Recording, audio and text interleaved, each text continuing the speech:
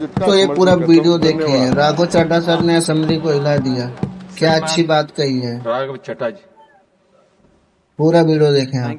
Thank you sir. West Asia में जो ongoing escalation चल रही है उसके चलते सर ग्लोबल फाइनेंशियल मार्केट्स में एक वोलेटिलिटी देखी जा रही है और भारत में भी सर शार्प इरोजन देखा गया है इन्वेस्टर वेल्थ में।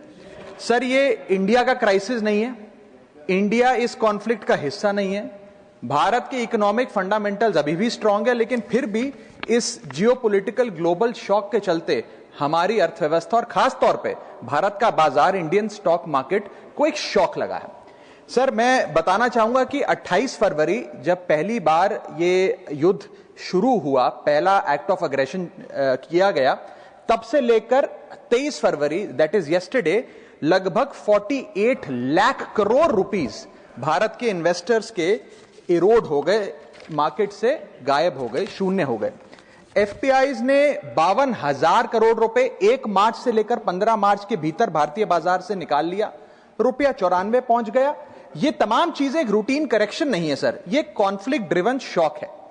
मेरी चिंता है सर कि भारत में लगभग 13.5 करोड़ इन्वेस्टर्स हैं जो लगभग 21 करोड़ डीमैट अकाउंट्स के माध्यम से निवेश करते हैं, और खास तौर पे इस वर्ग में SIP investor, first time retail participant, salaried middle class और रिटायरीज जो लॉन्ग टर्म सेविंग्स के लिए निवेश करते हैं, उनकी चिंता है जो मैं सदन में व्यक्त करना चाहता हूं। सर वेस्ट एशिया की जो जंग है वो हमारी जंग नहीं है, लेकिन उसके शौक भारतीय बाजार में देखे गए। It is a black swan event because it has been triggered suddenly, externally, and it is unrelated to the underlying Indian economic fundamentals. But sir, Bharat may not be failing, but India is certainly being hit by this shock.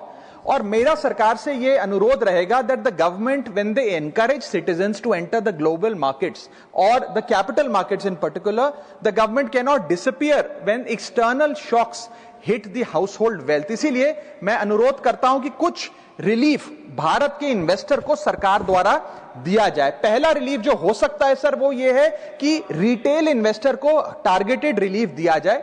आज जब भारत का कोई investor बाजार में share खरीदता है, retail investor, तो उसे ब्रोकरेज, एसटीटी, एक्सचेंज चार्जेस, इस सर्विस चार्ज पर जीएसटी और स्टैंप ड्यूटी देना पड़ता है, और ये सब जूझने के बाद यदि मुनाफा होता है तो 20% short term capital gain tax और 12.5% long term capital gain tax लगता है। अगर कोई लिमिटेड ट्रांजैक्शन कॉस्ट पे रिलीफ सरकार दे तो इन्वेस्टर सेंटिमेंट बूस्ट हो सकता है। I am not asking for market populism sir, I am asking for targeted investor protection. मेरा दूसरा सुझाव है, अगर टाइम बाउंड एसटी